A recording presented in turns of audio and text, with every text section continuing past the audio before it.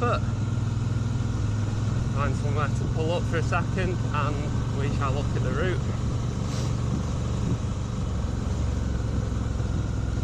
The V-Strom's running well, it's running good. Did it in one hit, 1 tank of gas, just cost me 20 quid to fill up, which I nearly fainted at.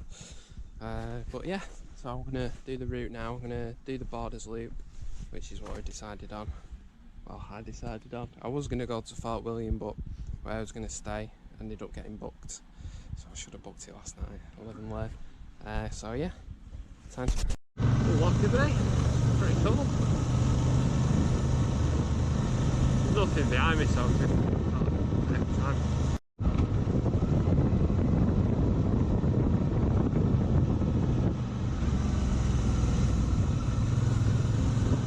Stunning view. It's actually really warm as well, which is nice. I've still not seen another car. Alright.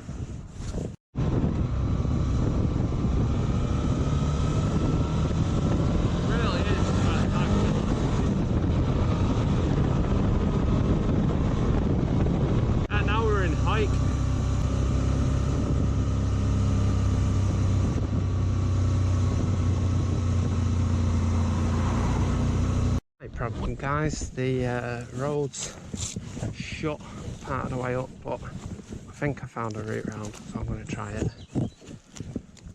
I'll just have to see.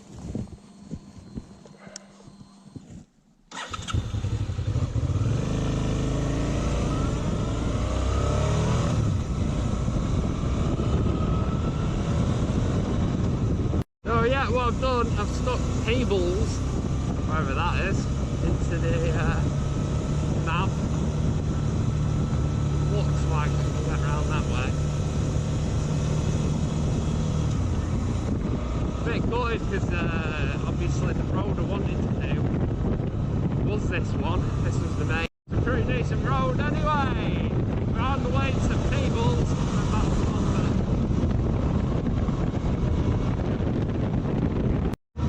Beautiful.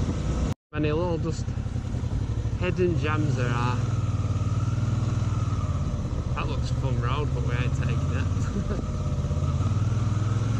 Over the bridge.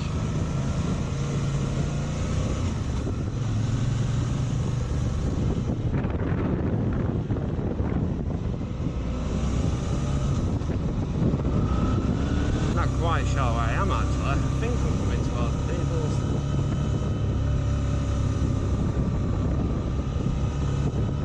I just stopped to take some pictures just into Stowbow village. It's absolutely gorgeous.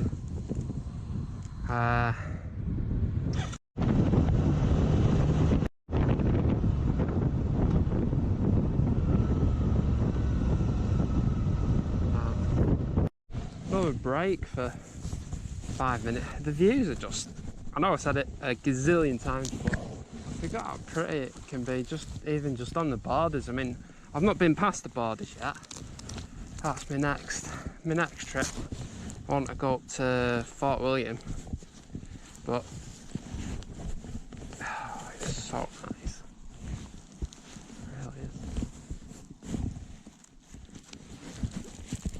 Oh, onward. Dying for a drink, but first things first, I need to fuel up in Moffat. Hop on motorway, and then good to go. 15 degrees still. Let this car go.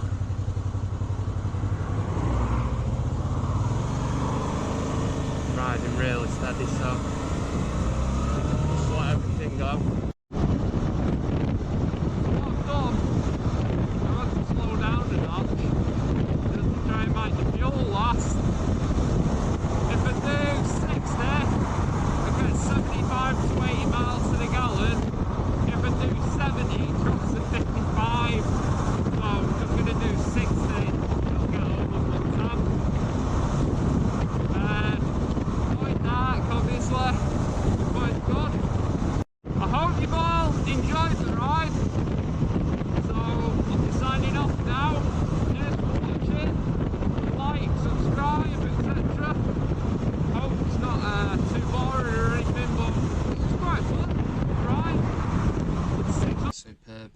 close to 600 miles on it, absolutely effortlessly, I might add.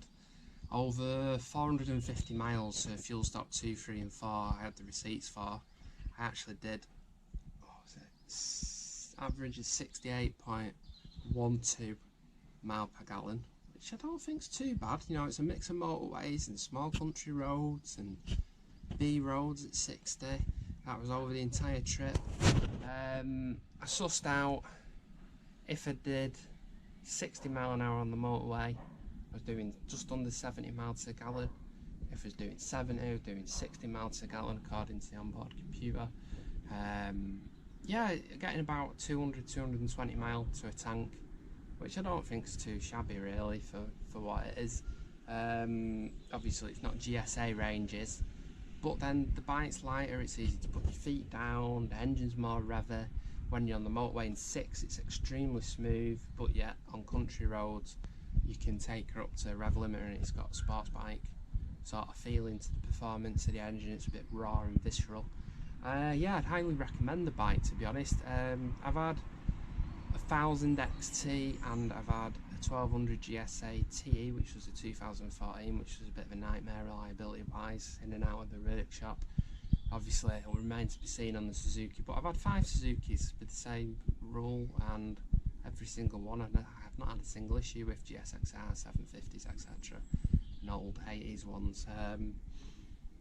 Yeah, so in closing, only criticism of the bike, after 2 hours the seat can get a bit uncomfortable, but just tend to move around a bit and that sorts it out. I'm going to put a Sergeant seat on eventually. Biggest change I did, which was great, was the Puig screen. That was absolutely brilliant. It completely sorted the buffeting issue. I'm 6'2", 32 inch inside leg, so that completely solved it for me. Obviously you still get a little bit of wind, which you want. You don't want it to be completely like a barn door, because as you find out, 20 degrees yesterday, you'd be nearly passing out behind the bike, and part of the bike is having a bit of wind on you, but it does stop that buffeting. When I picked the bike up, I rode it back from London to Manchester, it was horrendous with the standard screen. It felt like my neck was getting punched. So I'm very, very, very happy with the performance of the Puig screen, which you can just see behind me there. Yeah, so in closing, very, very happy with the bike. It's going to be a long-term stay. My dad's going to have a go with it. My whole riding ethos, to be honest, has completely changed. I'm very much in the mindset now of it'd be interesting to even go down a cc. Since I've had the 1927 Norton, that's changed how I view things quite a bit. I mean, that's only got 4.9 horsepower, it's 252 pounds, and at 60 it's one of the most fun motorcycles I've ever rode. So I am still quite curious about the Himalayan. I think a single cylinder could be good, especially with the fuel crisis at the moment. I mean, 450 miles cost me close to £50, just because I was having to stop and fill up. It was 1.88 a litre, yeah, 1.88 a litre, or 1.800 at some places. It depended where I stopped, but yeah, I can't fault it. I'm very, very happy with it. I'd highly recommend it. If you have 1,000 and you're finding you're a bit bored, or you're stuck in second all the time, or third, it's nice to have something where you're up and down the gearbox a bit. It's very, very, very happy. I think it's a hidden gem in the adventure bike line. I think a lot of people overlook them, thinking I've got to have the 1,000, I've got to have the 1200 GSA. I did 20k on my GSA and spent 6-7 months at a time in the workshop. I know that's not everyone's experience, but it was mine.